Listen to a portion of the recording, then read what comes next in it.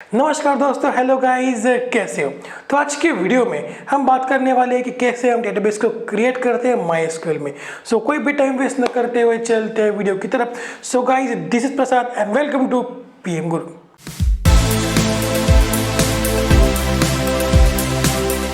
So guys, अब हम आ चुके हैं मेरे कंप्यूटर स्क्रीन के ऊपर। ओके, तो आज हम देखने वाले हैं कि कैसे हम डेटाबेस को क्रिएट करते हैं MySQL के अंदर। ठीक है, तो पहले मैं क्या करता हूँ, यहाँ पे एक कमेंट डालता हूँ। ठीक है, मैं डालता हूँ क्रिएटिंग डेटाबेस। ठीक है, पहली बात की अगर आपको MySQL के अंदर कमेंट डालना है तो आप यहाँ पे डबल डैश का यूज़ कर सकते हो। ठीक है, इसकी मदद से आप कमेंट ऐड कर सकते हो इस स्क्रिप्ट के अंदर, राइट। और अगर आपको इसका फॉन्ट साइज बढ़ाना है तो क्या करो, कंट्रोल प्रेस करो और जो स्क्रॉल है उसको दबा दो। ठीक है, मतलब कि स्क्रॉल करो माउस के साथ तो आपका जो फॉन्ट साइज है वो बढ़ जाएगा। ठीक है, तो आगे बढ़ते हैं। अगर आपको डेटाबेस को क्रिएट करना है SQL के अंदर तो कैसे करते हैं, पहले मैं क्या करता हूँ, यहाँ पे एक कमेंट डालता हूँ सिंटैक्स नाम से। ठीक है, सिंटैक्स। ओके, तो इसका सिंटैक्स क्या है, अगर आपको डेटाबेस को क्रिएट करना है तो इसका सिंटैक्स क्या है वो देख लो। पहले तो आएगा क्रिएट कीवर्ड। ठीक है, उसके बाद आएगा डेटाबेस कीवर्ड। उसके बाद हम क्या करेंगे, इफ नॉट एग्जिस्ट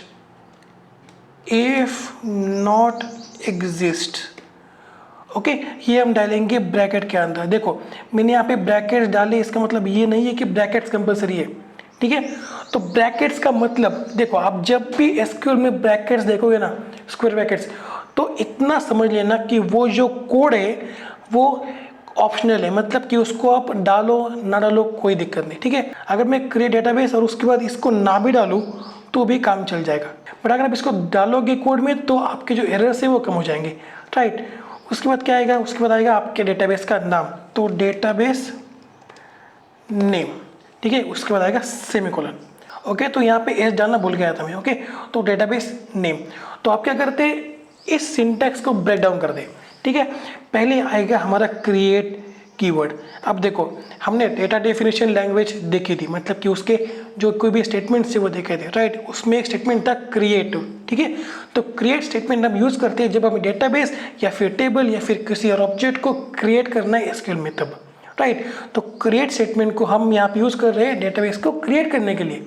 ठीक है, क्रिएट स्टेटमेंट यूज़ होता है जब हमें कोई ऑब्जेक्ट क्रिएट करना है SQL के अंदर। ठीक है, यहाँ पे हम यूज़ कर रहे हैं डेटाबेस को क्रिएट करने के लिए, राइट। तो क्रिएट का मामला खत्म हो गया। उसके बाद आते हैं इस वाले डेटाबेस कीवर्ड की तरफ। देखो क्रिएट स्टेटमेंट को हमने यहाँ पे लिख दिया, राइट। उसके बाद क्या क्रिएट करना है, टेबल क्रिएट करना है, डेटाबेस क्रिएट करना है या फिर व्यू क्रिएट करना है। तो क्या क्रिएट करना है ये बताने के लिए हमें यहाँ पे देना होता है कीवर्ड। तो अगर मैं यहाँ पर देता टेबल तो यहाँ पे टेबल क्रिएट हो जाता, बट मैंने यहाँ पे दिया डेटाबेस तो यहाँ पे डेटाबेस क्रिएट हो जाएगा। तो ये डेटाबेस कीवर्ड क्या है, अगर आपको डेटाबेस क्रिएट करना है तो यहाँ पे आपको ये कीवर्ड डालना पड़ेगा, राइट। अगर आपको टेबल क्रिएट करना है तो आप यहाँ पे टेबल डाल सकते हो। ठीक है, तो एक और बात है कि यहाँ पे आप डेटाबेस की जगह स्कीमा का भी यूज़ कर सकते हो, ये भी कोई दिक्कत वाली बात नहीं है, दोनों सेम तरीके से काम करेंगे। ठीक है, बट आप डेटाबेस ही ज़्यादा ध्यान में रखना क्योंकि वो ज़्यादा आसान बन जाएगा आपके लिए। ठीक है, तो डेटाबेस। उसके बाद आगे बढ़ते, इफ़ नॉट एग्जिस्ट। अब ये जो कोड है ना, ये आप लिख भी सकते हो और नहीं भी लिख सकते। देखो अगर SQL के अंदर स्क्वायर ब्रैकेट्स के अंदर कोई कोड है तो वो ऑप्शनल है, मतलब कि उसको आप लिखो ना लिखो कोई ज़्यादा दिक्कत नहीं है। ठीक है, इफ़ नॉट एग्जिस्ट का मतलब ये है कि पहले ये चेक करेगा कि आपने जो डेटाबेस का नाम दिया है उस नाम से कोई डेटाबेस ऑलरेडी क्रिएटेड है या नहीं। अगर नहीं है तो वह क्रिएट करेगा, तो वो कोई भी एक्शन परफॉर्म न करते हुए आगे बढ़ेगा, राइट। तो ये इफ़ नॉट एग्जिस्ट ऑप्शन है, इसको आप रफ कर सकते हो। ठीक है, मैं अभी यहाँ पे रहने देता हूँ। ठीक है, तो आगे बढ़ते हैं, यहाँ पे आएगा डेटाबेस नेम। ठीक है, तो यहाँ पे आपको आपके डेटाबेस का नाम डालना है। ठीक है, तो देखो क्या करते हैं लोग कि डेटाबेस 01, डेटाबेस 02 या फिर DB1, DB2 ऐसे डेटाबेस के नाम देते हैं। तो क्या होता है कि जब भी आपको आगे फ्यूचर में काम करना होता है तो आपको समझ में नहीं आता कि कौन सा डेटाबेस कौन से इन्फॉर्मेशन के रिलेटेड है। सपोज कि अगर स्टोर का डेटाबेस है तो अगर आपको उसको DB1 नाम दोगे तो फ्यूचर में आपको कैसे पता चलेगा कि वो जो डेटाबेस है वो स्टोर से कनेक्टेड है। ठीक है। तो यहाँ पे नाम ऐसा दो डेटाबेस का जो उस इंफॉर्मेशन से, उस टेबल से रिलेट करता हो। तो अगर मैं बात करूँ स्टोर की, तो उसके अंदर क्या होगा, कस्टमर नाम का एक टेबल होगा, आइटम नाम का एक टेबल होगा, सेल्स नाम का एक टेबल होगा, ठीक है। तो इससे रिलेटेड अगर मुझे नाम देना है तो मैं क्या दूंगा, स्टोर। स्टोर नाम का डेटाबेस मैं क्रिएट कर दूंगा, राइट। उसके बाद उसके अंदर टेबल्स को मैं क्रिएट करते चलूंगा, राइट। तो इस कहानी का सार यही है कि आप डेटाबेस का नाम जो है वो ऐसा दो जो आपके इंफॉर्मेशन से क्या कहते हैं, रिलेट करता हो, ठीक है, वो उससे सिमिलर हो, राइट। तो create database if not exist and database name, ये होता है सिंटैक्स अगर आपको डेटाबेस को क्रिएट करना है तो। मैं इसको कर देता हूँ कमेंट आउट, ठीक है। तो अब एग्जाम्पल देखते हैं, हम क्या करेंगे, स्टोर डेटाबेस को क्रिएट करेंगे, राइट। तो यहाँ पे मैं डालता हूँ क्रिएट। एक और बात, एसक्यूएल के अंदर जो क्यूरीज होती है वो केस सेंसिटिव नहीं होती। मतलब कि अगर मैं यहाँ पे क्रिएट डालूँ या फिर मैं कर दूँ क्रिएट ऐसे, और अगर मैं कर दूँ क्रिएट ऐसे, तो इन सब का मतलब एक ही होता है, राइट, ठीक है। और जो डेटाबेस का नाम होता है ना वो भी केस सेंसिटिव नहीं होता, ठीक है। तो एग्जांपल लेते हैं, क्रिएट कीवर्ड, उसके बाद डेटाबेस, ठीक है, ओके। उसके बाद आएगा इफ नॉट एग्जिस्ट, ओके। उसके बाद आएगा डेटाबेस का नाम जो मैं डालता हूँ स्टोर। उसके बाद आएगा सेमीकोलन। तो देखो मैंने आपको पहले ही बताया था कि एसक्यूएल के अंदर जो क्यूरीज है वो केस सेंसिटिव नहीं होती, ठीक है, चाहे वो स्टेटमेंट हो या फिर किसी डेटाबेस टेबल का नाम, ठीक है। तो यहाँ पे स्टोर ऐसा भी हो सकता है, यहाँ पे स्टोर ऐसा भी हो सकता है, ठीक है। तो मैं क्या करता हूँ, कैपिटली रखता हूँ, ठीक है। तो स्टोर, ओके। उसके बाद आएगा सेमीकोलन। सेमीकोलन क्या करता है कि आपके क्यूरी को टर्मिनेट करता है, मतलब कि ये स्टेटमेंट टर्मिनेटर है, ठीक है। इसके बाद आपको समझ में आता है कि भाई ठीक है क्यूरी खत्म हो चुकी है, राइट। तो भाई सेमीकोलन डालना बहुत इंपॉर्टेंट है, नहीं तो कंपाइलर को समझ में नहीं आएगा कि भाई कहाँ पे क्यूरी खत्म हो रही है, राइट। तो यहाँ पे आएगा सेमीकोलन। तो अब हम क्या करते हैं, ये जो क्यूरी है इसको फायर करते हैं और देखते हैं कि स्टोर डेटाबेस क्रिएट हो रहा है या नहीं। इसके लिए हमें क्या करना होगा, इस लाइटनिंग के सिंबल के ऊपर क्लिक करना होगा, राइट। देखो यहाँ पे वन रो अफेक्टेड आ रहा है, मतलब कि यहाँ पे स्टोर डेटाबेस क्रिएट हो चुका है, ठीक है।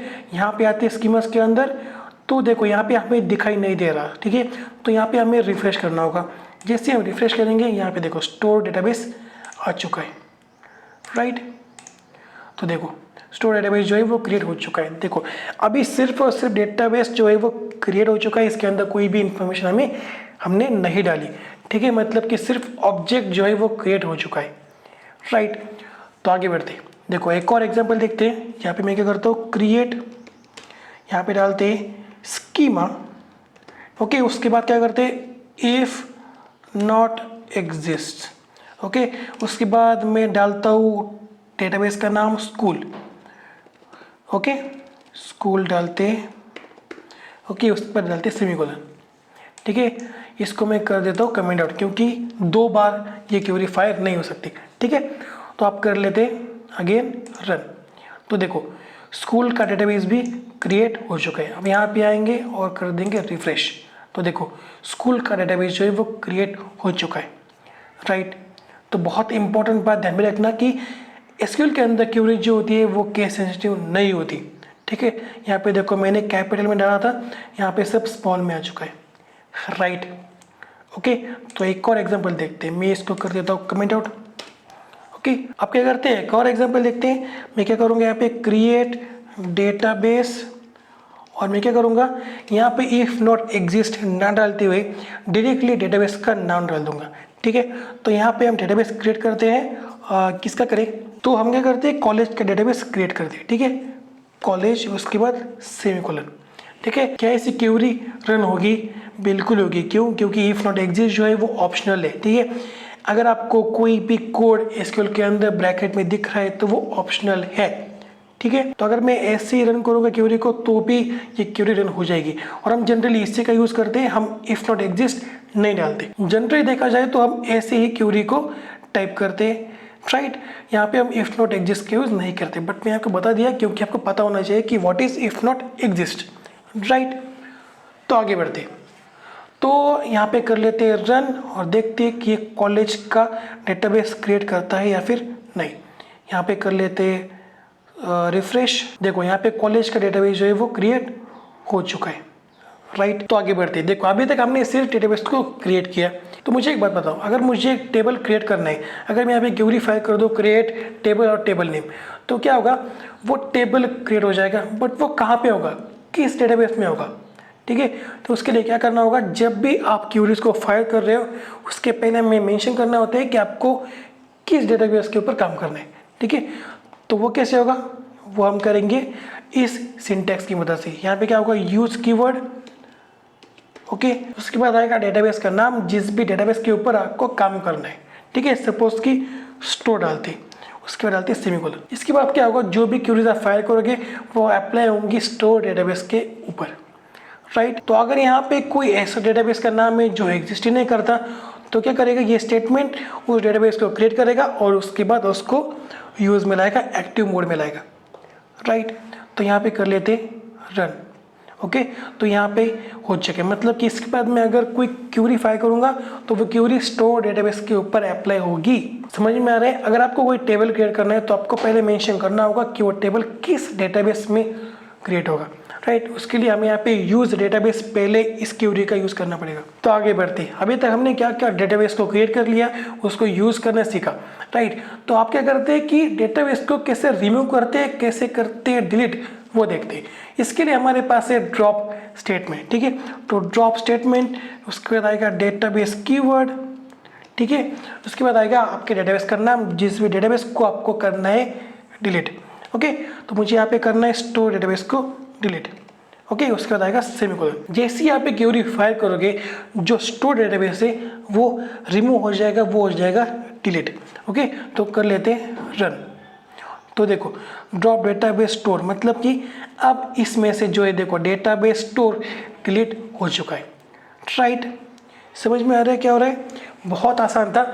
So that's it for today guys. अगर ये वीडियो पसंद आती हो तो वीडियो को लाइक कर दो, नए हो तो चैनल को सब्सक्राइब कर लो और बेल आइकॉन को जरूर से प्रेस कर देना। तो मिलते हैं अगले वीडियो में, तब तक के लिए see you, have a good day and bye.